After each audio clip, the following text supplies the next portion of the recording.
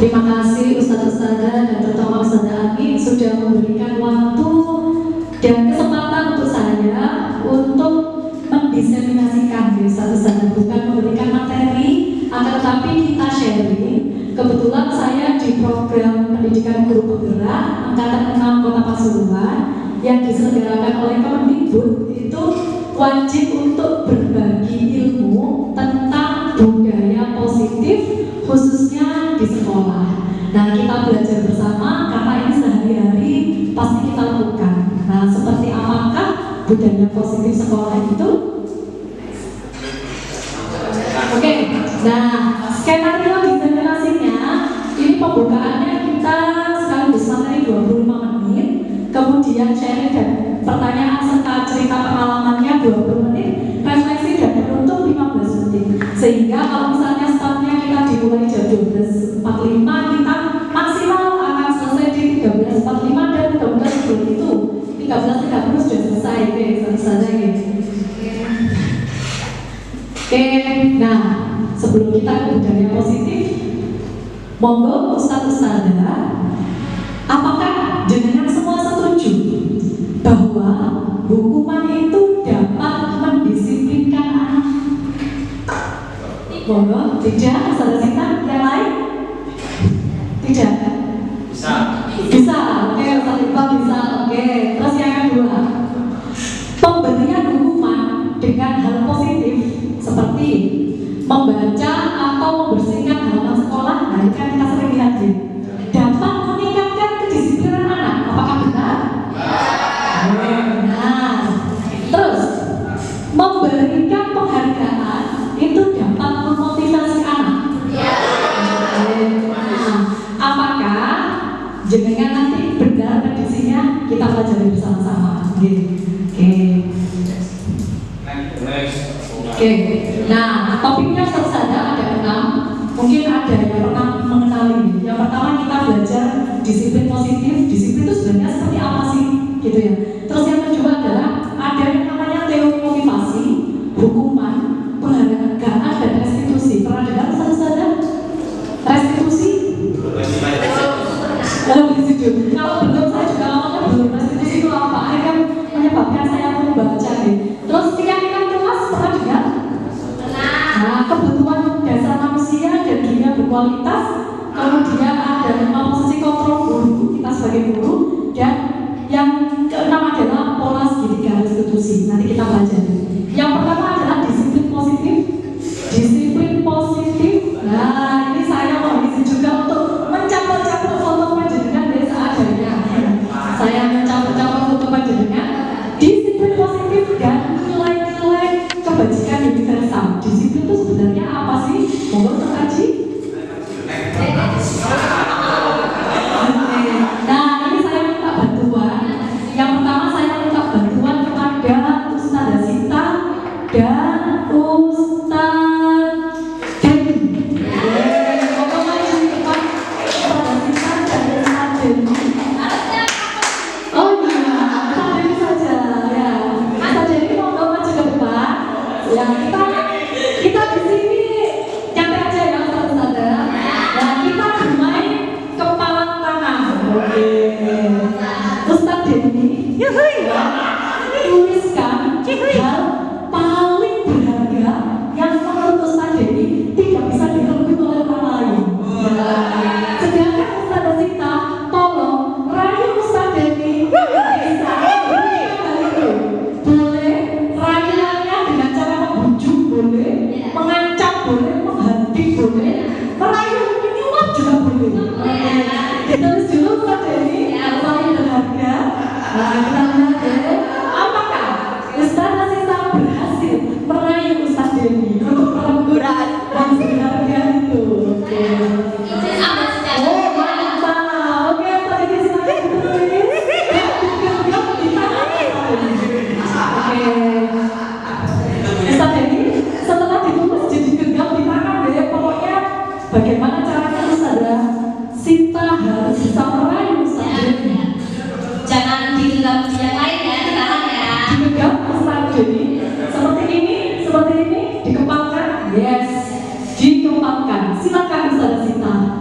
kasih ya. Baiklah ya, saya mencoba untuk merayu Ustaz Denny. Ustaz Denny. Boleh tahu itu lagi genggam apa Bapak? Kertas. Warnanya hijau. Oh kuning ya. Tahu nggak Ustaz Denny? Warna kuning itu favorit saya loh. Boleh nggak lihat isinya apa? Rahasia. Kalau saya kasih sesuatu bisa dikasih nggak? Ya. Ya. Mikir-mikir dulu. Saya stop ya.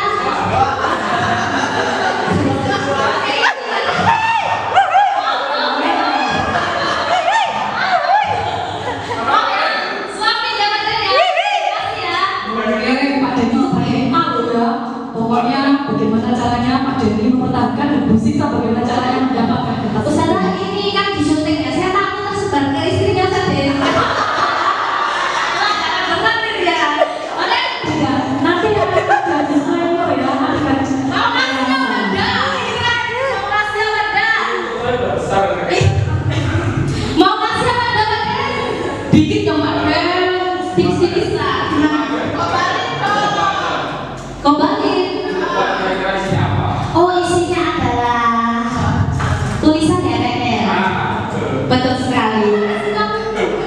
Oh isinya adalah kayaknya itu tadi kan suruh mencatat harta yang berharga. Kayaknya cinta saya deh. Ya. Ya betul ternyata. Oh iya kasih aku. Cinta kasih sayang.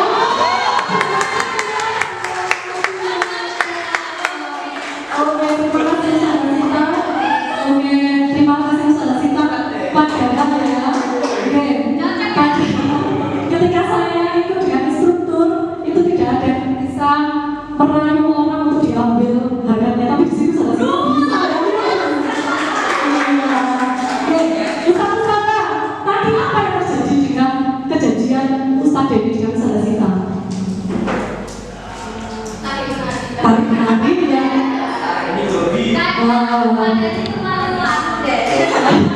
Oke, nah kalau misalnya kita analogikan ya, kira-kira guru itu Ustaz Denny atau Ustaz Sita posisinya?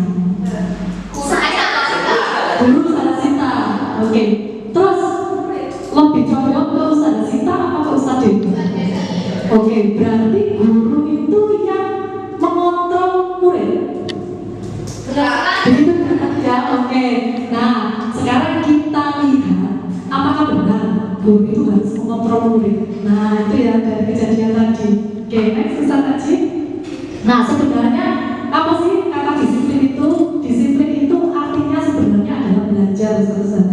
Nah, disiplin itu kan dalam budaya kita itu lebih ke sesuatu yang dilakukan seseorang kepada orang lain atau kepada lembaga itu karena sebuah kepatuhan gitu kan ya, tapi disiplin itu sebenarnya nanti arahnya kemana? Nah akhirnya apa kalau misalnya mindset kita seperti itu, arahnya adalah ketidaknyamanan gitu kan. Wih ceklok 51, wah itu ya gak nyaman kan ya.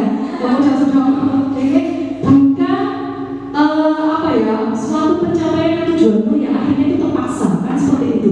Padahal disiplin itu adalah bagaimana caranya kita menimbulkan motivasi intrinsik pada diri kita untuk mencapai suatu tujuan.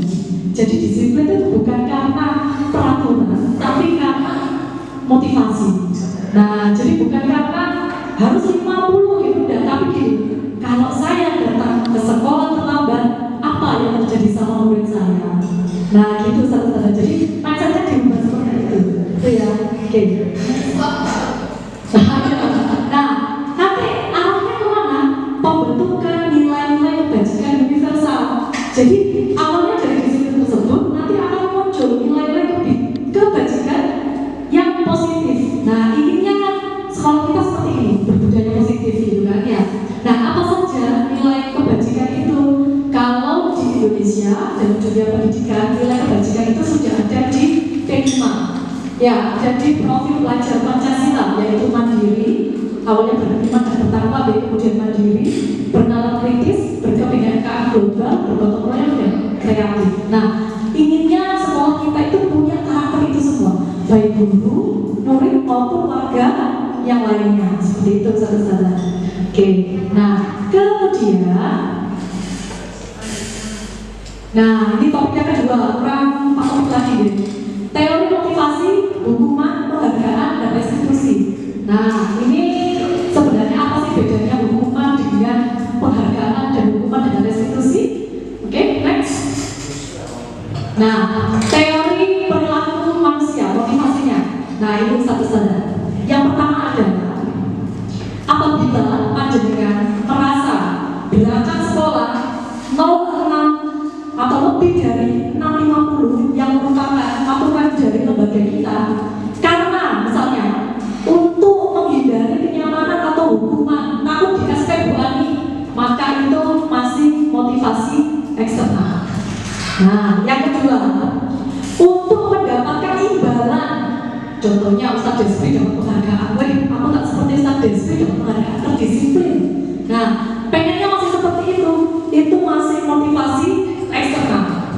Tapi kalau panjenengan sudah merasa kita berangkat jam sebelum 06.01 karena untuk menghargai diri sendiri, misalnya saya tidak enak diteladani sama murid, masa muridnya terlambat dihukum, saya kok datangnya terlambat.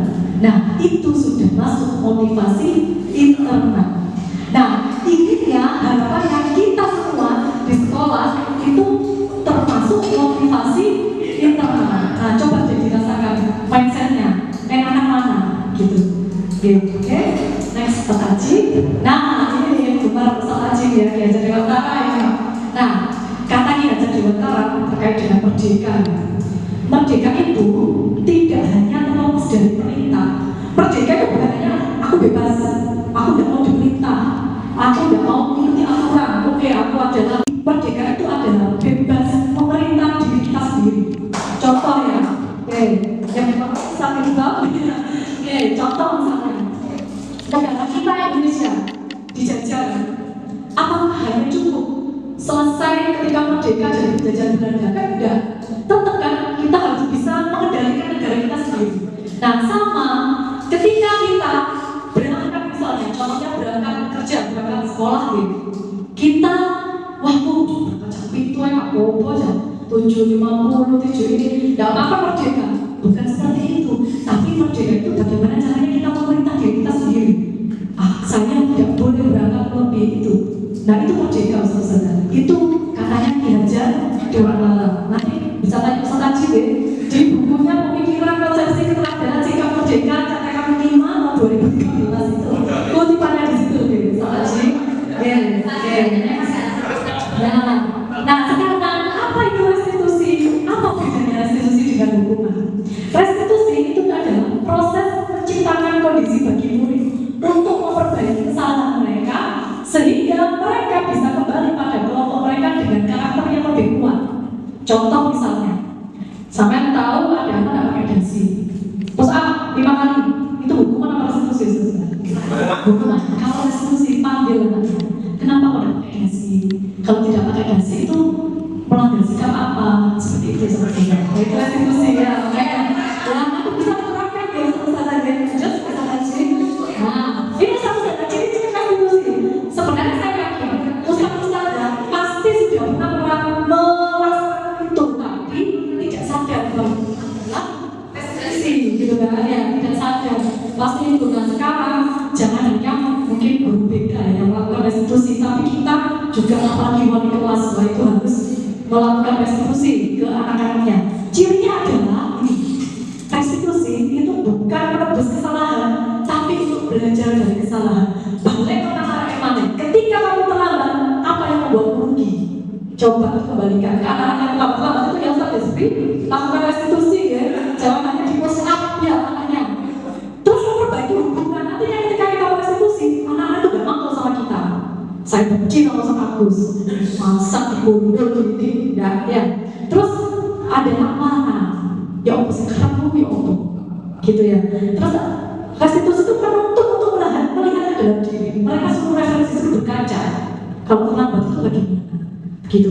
Kemudian restitusi itu mencari kebutuhan dasar dan cara yang paling diri yang paling baik yaitu kembalikan ke dirinya sendiri. Ini sangat cocok sekali diterapkan ke anak SMA. Teman saya TK, anak usia TK itu masih menuntut untuk melakukan restitusi. Tapi untuk anak SMA kan sudah punya kesadaran diri. Nah, kemudian restitusi fokus pada solusi. Nah, ya opsi arah dan justru solusi ke itu. Gitu. Terus restitusi mengembalikan murid yang berbuat salah pada kelompok yang ini selesai. Jadi ketika mereka salah, mereka kembali ke kelas itu dari bawah. Begitu. Dan teman-teman itu sadar. Nah, itu namanya restitusi. Oke? Terus, nah ini topik yang ketiga adalah keyakinan kelas. Mohon satu saja, nanti di semester 2 kita sama-sama membuat keyakinan kelas. Sebelum memulai pelajaran kita, semua mapel dan semua wali kelas, usul saya membuat keyakinan kelas. Kenapa saya? Ini anaknya siapa nih? Ini kelas 4, murid saya ya. Ini adalah pilot project saya untuk membuat keyakinan kelas. Ini adalah kelas favorit saya ketika mengajar ya. 11 MIPA saya pilot project untuk membuat keyakinan kelas. Nanti berhasil atau tidaknya nanti akan saya coba ya. Sebagian sudah saya buat keyakinan kelasnya. Oke. Nah, gini Ustaz saya cara membuat keyakinan kelas. Kalau panjenengan membuat kontrak biasanya gini. Kita nggak boleh terlambat, kalau terlambat dihukum apa gitu kan, kalau kontrak belajar itu loh. Nah sekarang coba keyakinan kelas itu awalnya timbulnya dari mana? Coba dibayangkan satu-satu. Mengapa kita memiliki peraturan harus menggunakan helm ketika mengendarai kendaraan roda 2? Kenapa satu-satu? Demi keamanan. Demi keamanan. Terus? Terus ada lagi? Nggak muncul. Oke. Kalau yang tadi demi keamanan dan tidak kena tilang itu masih dalam motivasi mental. Tapi kalau sudah biar tidak muncul, nah biar selamat diri kita kan kembalikan ke diri kita sendiri. Nah itu motivasi intrinsik atau internal. Nah berarti langsung ke anak-anak. Kalau kamu terlambat, kira-kira apa yang dirugikan? Ditulis lagi. Nah begitu. Kalau kamu tidak membawa buku pelajaran bahasa Indonesia, apa yang terjadi? Nah kata-kata seperti itu merupakan dasar untuk membuat keyakinan kelas, gitu. Terus pada saat pandemi, mengapa kita memiliki peraturan menggunakan masker, mencuci tangan, menjaga jarak? Kalau jalan dari diri kita, biar tidak kena razia polisi misalnya. Nah itu masih motivasi eksternal. Tapi kalau dalam diri kita, semoga saya tidak kena COVID. Nah nanti kalau saya kena COVID, kasihan keluarga saya. Nah itu berarti ada motivasi intrinsik. Nah internal. Nah itu yang perlu dituangkan ke anak-anak. Bagaimana caranya panjenengan? Ya kita semua. Bagaimana caranya kita sebagai guru untuk menimbulkan motivasi internal tadi? Oke, kita coba bareng-bareng deh. Kita bisa deh. Nah oke, next bisa tadi. Oke, nah ini contoh satu saja. Mana kalau menurut panjenengan yang merupakan keyakinan kelas dan mana yang merupakan peraturan kelas? Peraturan. Yang hijau-hijau itu? Yang hijau itu keyakinan. Yang hijau keyakinan. Yang ini? Yang merah. Yang backgroundnya putih? Oh, yang backgroundnya putih. Ya. Keyakinan. Yang mana yang keyakinan kelas? Background putih atau background hijau? Nah, background putih. Oke, jadi nanti Ustaz dan Sobri mungkin tata tertibnya dirubah bahasanya, bukan dilarang tidak memakai songkok, tapi masuk NU mengajarkan kita, gitu ya. Nanti bisa dibaca sama yang coba kan ya untuk sadar deh. Coba perhatikan. Datang tepat waktu, mengucapkan salam, itu peraturan kelas. Tapi kalau misalnya iya kami guru dan murid yang saling menyayangi, nah berarti kan ini mungkin TK ya, berarti nggak boleh ada melawan antara guru dan murid, maksudnya gitu ya. Terus ada lagi nih, kami murid yang semangat Nah, terus kami murid yang peduli dengan teman-teman tidak boleh ada bullying. Nah, begitu. Jadi, monggo Ustaz ini bisa jadi program. Jadi, pada sini bisa jadi kata-kata itu menjadi keyakinan kelas. Begitu. Nah, begitu ya saudara. Oke, nah, kita lanjut. Dan punya satu sambut. Nah, yang kami guru dan yang suka apa-apa. Nah, kami guru dan murid senang menjaga penampilan. Nanti pasti coba deh apa yang pasti motivasi saya jadi murid. Nah, ini sebenarnya bedanya peraturan dengan keyakinan kelas gitu. Contoh misalnya peraturan selalu kembalikan buku di tempatnya.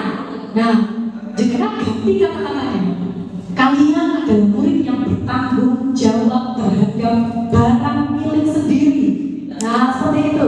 Contoh misalnya, ini ya, jangan berlari di kelas atau koridor RTK ya, berlari-lari. Nah, diganti, kalian harus menjaga keselamatan diri kalian. Nah, begitu kata-katanya Ustaz. Nanti bisa dijadikan program yang suggestif, ya. Jadi kita menggunakan budaya positif, ya. Oke, sepakat ya, sama-sama. Next, apa lagi? Nah, ini terkait dengan penghargaan Ustaz. Nah, berdasarkan penelitian, ya, ternyata penghargaan itu justru menurunkan kualitas. Nah, iya, penghargaan itu menurunkan kualitas. Nah, begini, penghargaan itu bukan hanya dari barang. Ya, penghargaan itu bukan hanya dari barang atau berbentuk uang, tapi dari kata-kata. Dari kata-kata, lagi saat pasti semuanya beres. Justru akan menurunkan kualitas dari peserta didik. Karena ketika peserta didik tidak diberi kata-kata seperti itu, dijamin nggak akan termotivasi. Itu penelitian guys. Terus penghargaan mematikan kreativitas. Ya sama, orang ikut lomba karena ingin menang. Nah, padahal nanti fokusnya di menang, tidak fokus di menggali kreativitasnya atau potensinya. Betul. Kemudian penghargaan mengurangi motivasi intrinsik atau motivasi internal. Nah, oke, Ustazah Sinta, guru bahasa Inggris terbaik sebaik Tasikmalaya. Nah, karena Ustazah Sinta selalu misalnya dapat waktu dan lain-lain. Nah, coba ketika tidak ada yang membicarakan Ustazah Sinta, apakah Ustazah Sinta akan terus seperti itu? Nah, itu ya. Jadi jangan dilihat penghargaan itu sebagai apa ya, sebagai kompensasi dari kita, tapi penghargaan itu rezeki. Nah, artinya rezeki itu kan datang kemana ya, satu-satu ini oleh artinya ketika kita tidak mendapatkan penghargaan, ya tetap berusaha disiplin gitu. Ya, gitu satu-satu maksudnya. Oke. Nah, sekarang satu-satu saya tanya nih, kalimat pertama sampai terakhir, mana yang hukuman, mana yang konsekuensi. Konsekuensi itu seperti restitusi ya, tapi kita katakan lagi ya, lebih netral. 1. Mencatat 100 kali di dalam buku kalimat, saya tidak akan terlambat lagi karena terlambat ke sekolah. Hukuman atau konsekuensi? Hukuman. Nomor 2, lari mengelilingi lapangan basket 2 kali karena terlambat hadir di sekolah. Murid diminta untuk push up 15 kali karena tidak menggunakan masker di sekolah.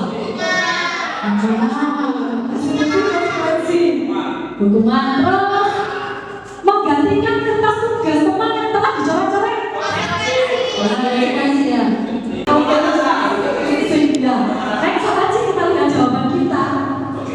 Ayo, yang prediksinya saya tidak akan terlambat lagi itu hukuman, tapi benar bisa lagi. Terus mengelilingi lapangan basket itu juga hukuman. Terus yang konsekuensi ini ya, konsekuensi itu yang apa namanya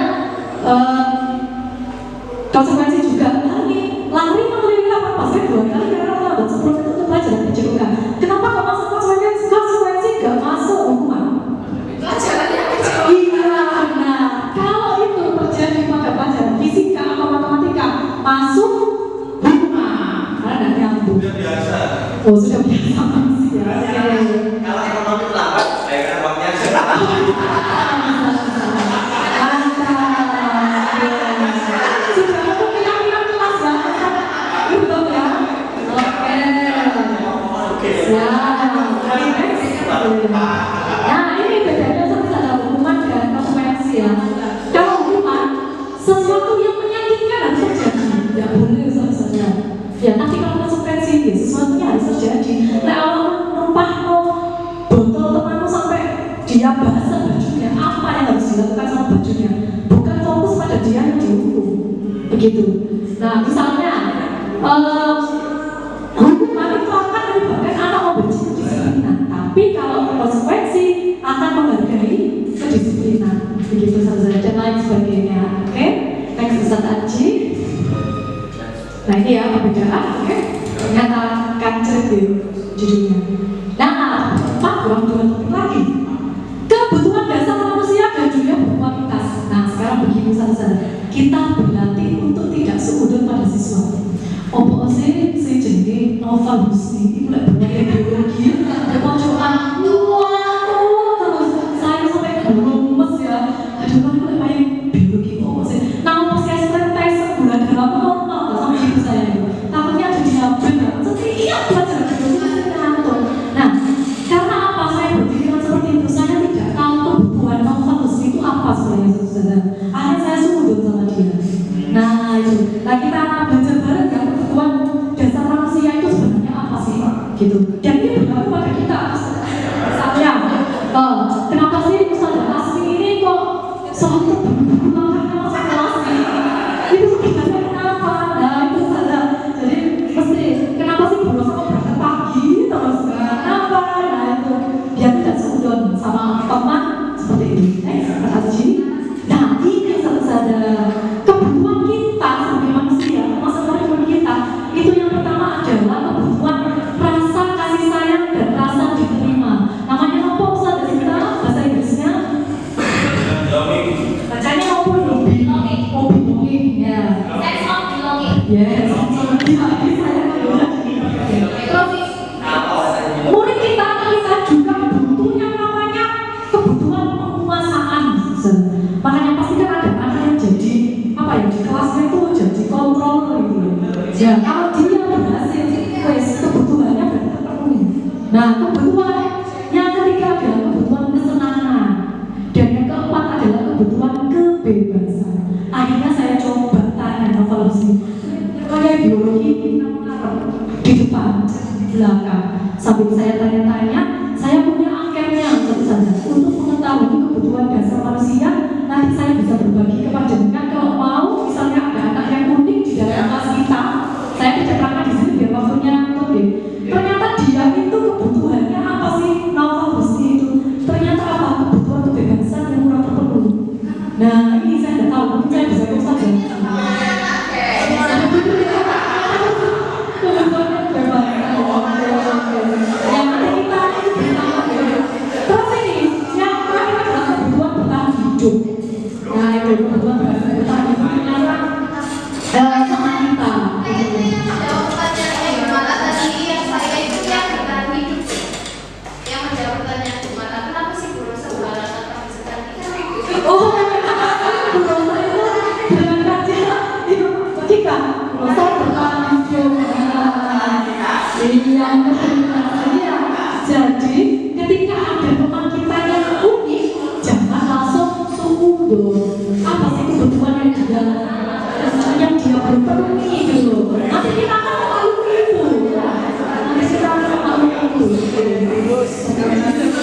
Nah, topik kita 5 posisi kontrol kita sebagai guru. Monggo, Ustaz, di materi ini kita menemukan kita itu sebenarnya ada di posisi kontrol apa di antara 5 ini. Next, Remote control. nah, kita akan menjadi guru yang dihidangkan oleh semua ketika menjadi kontrol manager. Yang pertama, kontrol guru adalah penghukum. Penghukum itu guru yang menghadik, menonjol-nonjol dan menyakiti serta menyindir. Ngerti nggak? Arek sing jenenge Akil itu. Ngerti nggak? Nah, itu di tengah-tengah kelas ya. Itu guru yang menghukum. Hukumannya dengan cara menyindir. Yang kedua adalah guru membuat orang merasa bersalah. Ya Allah, Nova, mulai biologi mesti ngono sih. Ustaz dari bersedih, kalau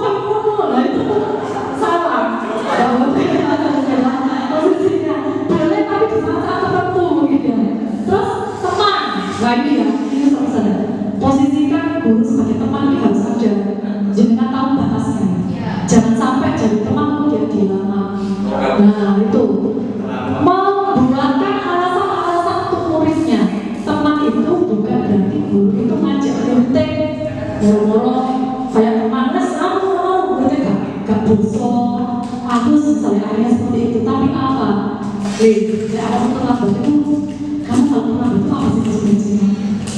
Nah kamu seperti ini ngobrol, diajak ngobrol gitu saja. Terus memantau, wah ini guru netizen ya, siap memantau kelas, siap lambang, tapi gak ini, gak memberikan di memantau terus ya. Terus mengajukan pertanyaan ini nanti kita lakukan dengan cara restitusi, nanti ada. Ustaz Haji, mohon bantuan, saya mohon bantuan untuk memutarkan sebuah video. Ustaz sadar, ini adalah salah satu contoh guru-guru yang kata menjadi seorang penghukum, membuat orang merasa bersalah, teman pemantau dan manajer. Kita lihat videonya ini.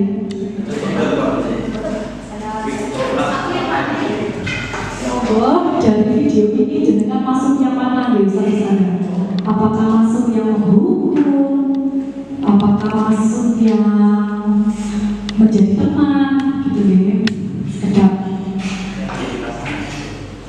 Kemudian tiba-tiba keluar dari kelas. Guru yang nggak masuk kelas kesini kemana? Guru yang Saya cepatkan di sana ke ini guru video ya, saya cepatkan. Nah ini posisi penghukum seperti ini sana.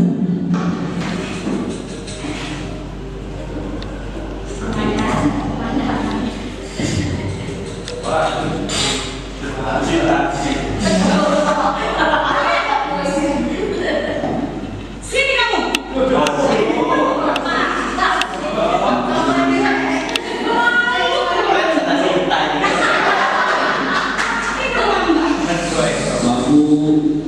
Saya Apa coba? Apa lagi? Malah sekali ya kamu jadi anak. Dasar pemalas. Si kamu. Sudah berapa kali terlambat? Sana. Kamu keliling lapangan basket 2 kali. saya Pak Irbak di sini. Kenapa? Kamu melawan ibu. Berani-beraninya jawab. Sudah terlambat, masih berani jawab enggak? Sekarang keliling lapangan basket 5 kali sekalian. Biar aku cepat pergi sana ke lapangan basket.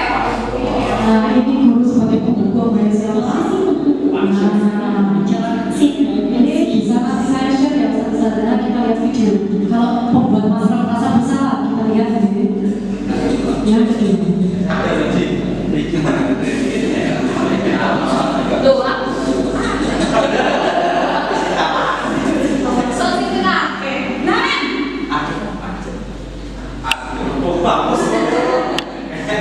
Selamat pagi Bu. Namen. Kamu kenapa terlambat lagi, nak? Ya Tuhan, Namen. Itu susah ya.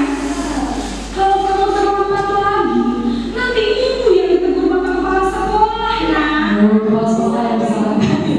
Kamu. Duh, gimana ini? Maaf Bu. Duh, Gusti Namen. Kamu suka ya kalau ibu tegur bapak kepala sekolah? Banget. Terus, sekarang ibu harus tulis apa ini buku absen? Ini kamu sudah sering terlambat loh. Ibu harus apa coba? Maaf Bu. Maaf sekali. Ya sudah, lain kali jangan bikin susah lagi ya nak ya. Ibu tidak akan kuat lagi kalau kamu gini terus. Bisa kuat ya. Belum bisa jatuh kan? Mas, Maaf ya Bu. Maaf sekali. Oke, itu buah bahasa bersalah dari mana ini? Yang ketiga, posisi kode yang ketiga. Nah, posisi teman. Bagaimana kalau guru menjadi seorang teman? Kemarin Kita lagi ya.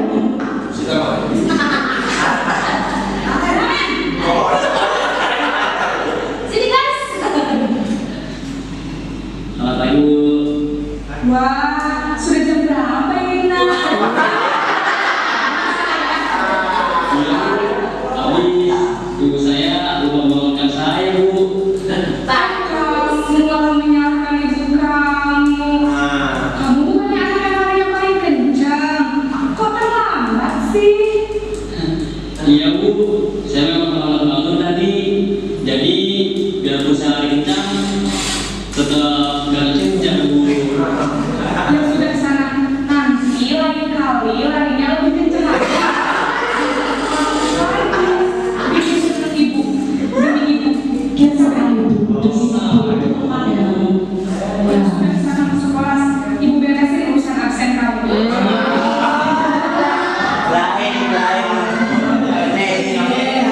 Lanjut ke posisi keempat, yaitu posisi standar satu ya.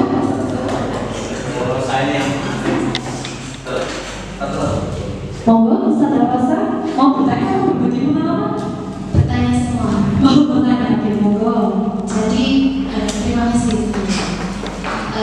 Jadi saya ada 1-2 pertanyaan. Ya. Ada dua pertanyaan, monggo.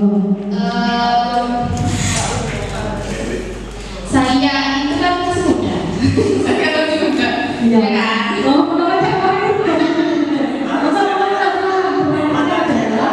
Ya, saya itu kan masih muda. Terkait dengan tadi apa yang bagaimana kita menjadi guru, apakah kita itu jadi teman? Kan kita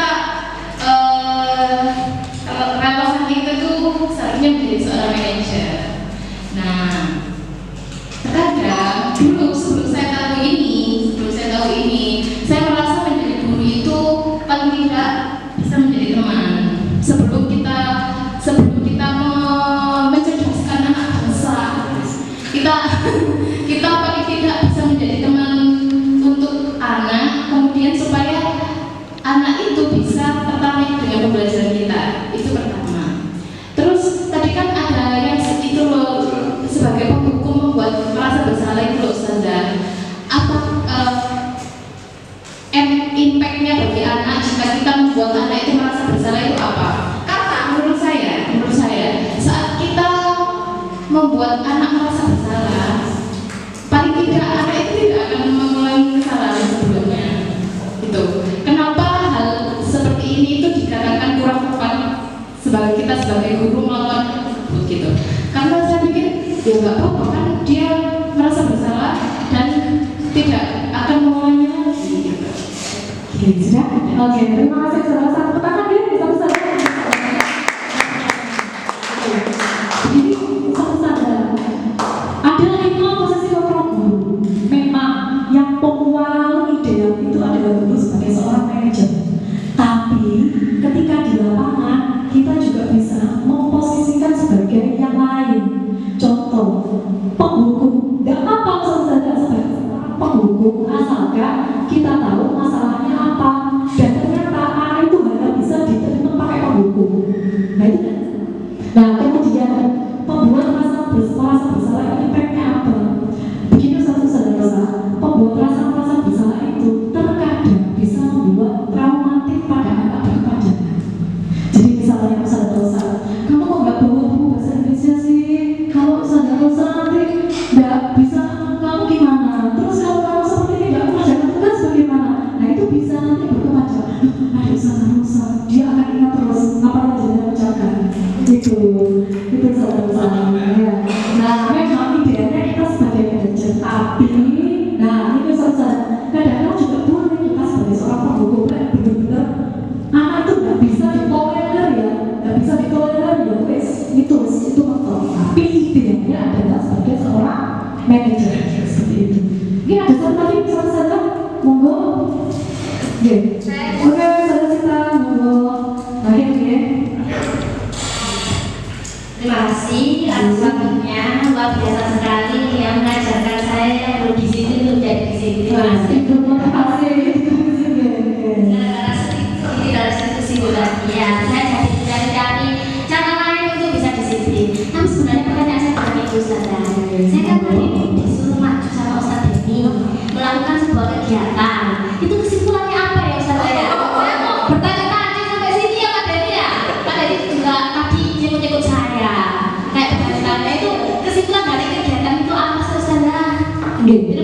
Terima kasih. Tadi itu sebuah analogi Ustazah Sita. Ya, jadi sebuah analogi bahwa guru itu ke murid itu jangan sampai yang jadi Ustazah Sita tadi. Mongkon muridnya sakarape dhewe pokok oleh gitu. Jadi, nah ini mempersingkat waktu untuk menyimpulkan ya. Tadi kan mau saya simpulkan. Jadi, kamu harus pintar matematika. Oleh 40. Ya apa sih kok? Dapat 40. Ayo kamu harus pintar matematika. Kamu harus bimbel. Kamu harus ikut saya ke kantor. Kamu harus ini, kamu harus itu, kamu harus ini. Nah, jangan sampai kita seperti itu kemudian. Jangan sampai seperti itu dengan yang tadi. Nah, apa yang dibuat sama Ustaz Dewi? Mungkin ada kebutuhan atau ada passionnya dia di situ. Saya dipaksa belajar matematika padahal saya berminat di dunia menyanyi. Dimana perasaan dari saya yang menyanyi sama belajar fisika, sama belajar biologi begitu Sita. Tapi tadi masalahnya adalah saya berhasil merenggut. Iya, Pak Jaya. Gitu. Apa ada lagi Ustazah? Sudah? Apa Ustazah sudah dibagikan oleh Ustaz Haji, tapi saya sudah minta tolong ke Ustaz Haji. Di situ ada kertas kecil. Saya mohon Ustazah dituliskan apa yang jenengan rasakan ketika selesai mempelajari tentang budaya positif khususnya di sekolah, dan apa yang akan Anda lakukan di kemudian hari mungkin mulai besok ya, itu biar bisa muncul budaya positif di sekolah kita khususnya di SMA Baik Mas. Seperti itu. Kalau sudah monggo ditaruh di sini Ustazah, nanti akan saya foto sebagai dokumentasi. Oh, Ustazah Jamila ini melakukan ini. Oh, Ustazah Irbab ini mengambil uang kepada anak-anak terlambat tadi ya. Monggo yang sudah bisa ditaruh di kertas warna hijau yang sudah disediakan. Ditulis di kertas kecil. Ini kalau yang kan di depan ada sticky note-nya. Nah ini saya tak baca satunya, jadi aku tahu yang ini.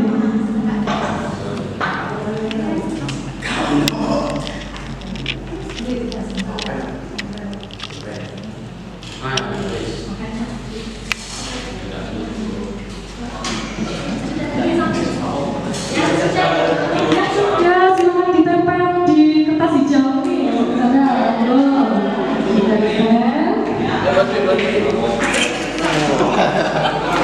Monggo Ustazah, aku juga namanya.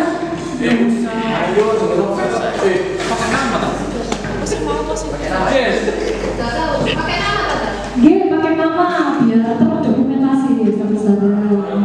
Nama samaran juga nggak apa-apa wes. Misalnya ada IG Muet, itu nama sosmed ya. Oke, monggo.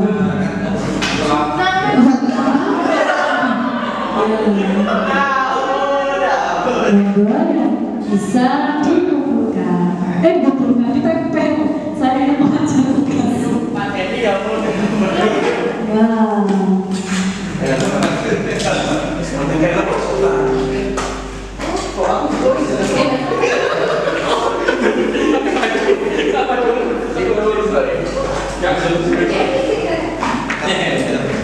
Kan dibiji Mbak Jamila. Papa saja.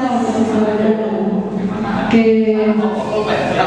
Ya, Ustazah yang merasa senang dan ada yang ingin mencoba menerapkan di kelas, monggo dicoba Ustazah. Nanti kalau butuh snapnya akan saya upload ya. Yang lega dan merasa lebih semangat untuk introspeksi agar menjadi lebih disiplin lagi. Mudah-mudahan ya. Oke, terima kasih Ustazah atas segala waktunya. Untuk ini adalah kegiatan refleksi terakhir. Saya mohon maaf apabila ada kata salah. Satu yang perlu dijalankan, saya bukan pemateri. Saya hanya sharing ilmu yang saya dapat di pendidikan guru penggerak. Sangat senang sekali ketika mengikuti pendidikan guru penggerak, khususnya bagi ustaz-ustaz yang belum terjaring PPG, pendidikan profesi guru. Sudah ada permen yang menyatakan bahwa ketika jenengan punya sertifikat guru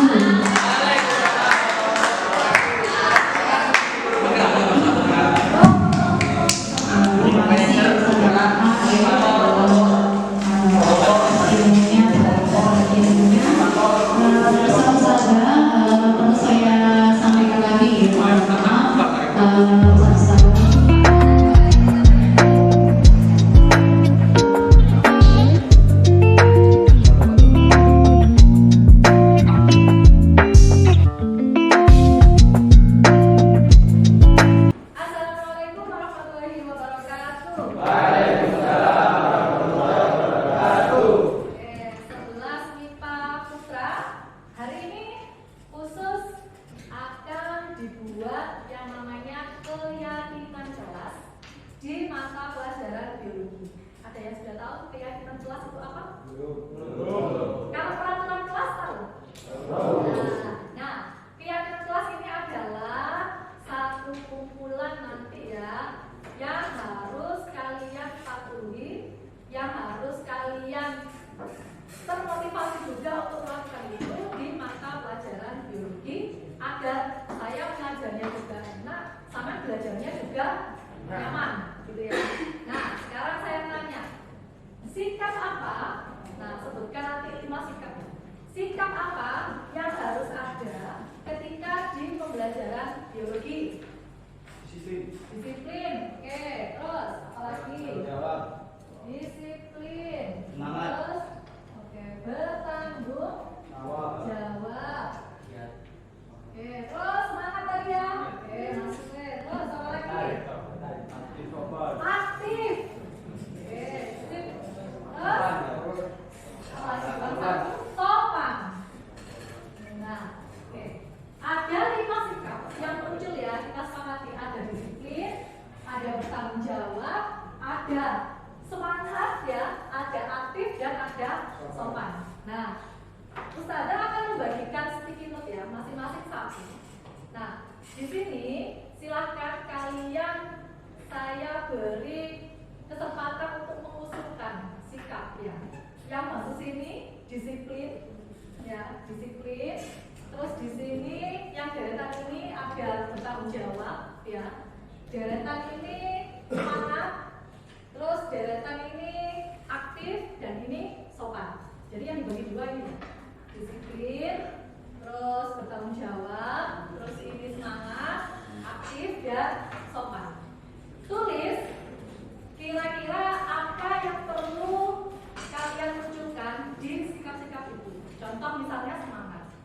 Bagaimana sikap atau tindakan semangat yang harus ada di pembelajaran biologi. Itu ya. Minta tolong dibandingkan satu-satu ke teman-temannya.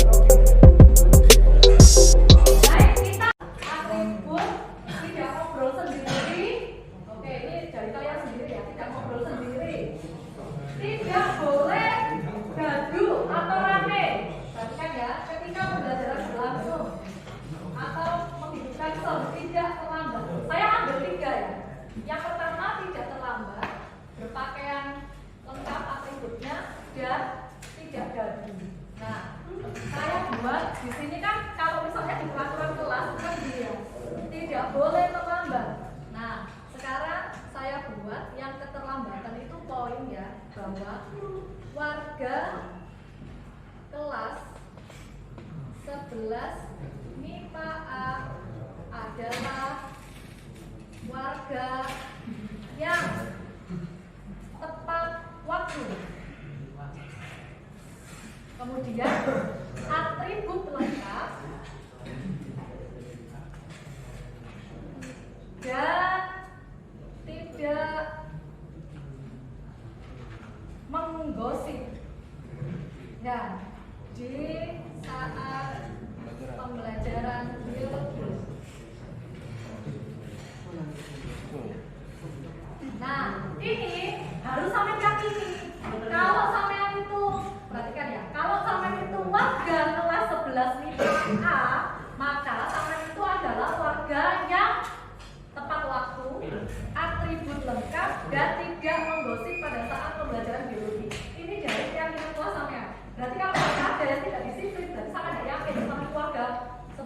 suka.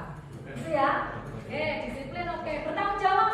Ini ada mengerjakan tugas apabila diperintah, bertanggung jawab mengumpulkan tugas. Intinya mengumpulkan tugas. Kira-kira sebagai warga kelas MIPA A bagaimana? Warga kelas MIPA A adalah warga yang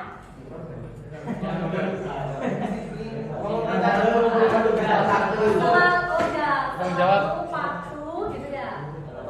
A adalah selalu patuh melakukan tugas gitu ya. Oke, tepat waktu. Nah, dengarkan dulu ya.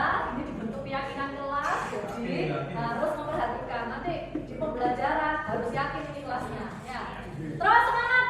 Ada mendengar dengan seksama, tidak tidur di waktu pelajaran, tidak bermalas-malasan, memperhatikan pelajaran dengan serius. Nah, nambaan ini. Warga kelas 12 MIPA A, warga yang bagaimana kalau semangat nih? Iya, warganya adalah Semangat sekolah.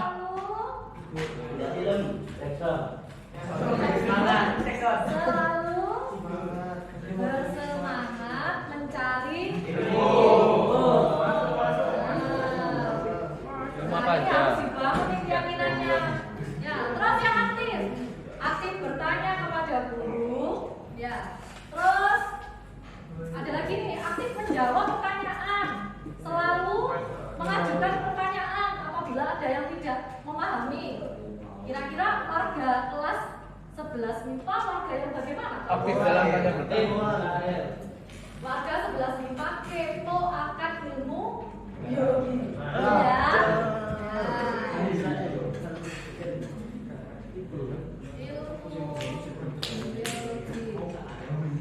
Ini jadi peraturan ya. Terus sopan nih, perhatikan urusan sopan kelas 11 MIPA. Tidak boleh bergurau ketika guru menerangkan, tidak memotong pembicaraan guru. Sopan, tidak tidur dalam pelajaran. Sopan dalam berbicara pada guru. Kelas 11 MIPA adalah kelas yang Berakhlakul karimah. dan menghargai ketika ada warga yang berbicara. Warga itu berarti bisa saya, bisa kalian. Artinya ketika ada temannya presentasi juga dihargai gitu ya. Sopan dan menghargai ketika kepada semua ketika warga berbicara atau menyampaikan pendapat ya. Menyampaikan pendapat. Wes, ada 5 keyakinan kelas ya di kelas 11 MIPA. Yang pertama, atribut atau tampilannya itu bagus ya, lengkap dan tidak menggosip. Nah, itu berarti kamu harus yakin. Ya. Terus bertanggung jawab. Warga 11 MIPA adalah orang-orang yang bertanggung jawab pada tugas yang diberikan oleh guru. Ya. Terus selalu bersemangat mencari ilmu dan kepo tentang ilmu biologi. Yang terakhir adalah saling menghargai ketika ada warga yang memberikan pendapat. Ya, kita harus yakin bahwa kalian karakternya terbentuk di pembelajaran biologi itu seperti ini. Nanti akan ada keyakinan yang tingkat sekolah ya. Jadi bagaimana kalian itu sekolah itu karakternya itu seperti apa? Gitu ya. Oke? Bisa dipahami ya? Yakin kan ini? Oke. Terima kasih atas perhatiannya. Semoga keyakinan ini akan selalu ya. Semoga keyakinan ini akan selalu kalian bawa di pembelajaran biologi. Baru saja keyakinan kelas ya. Nah, nanti di pembelajaran selanjutnya tak boleh ya. Oke, terima kasih. Assalamualaikum warahmatullahi wabarakatuh.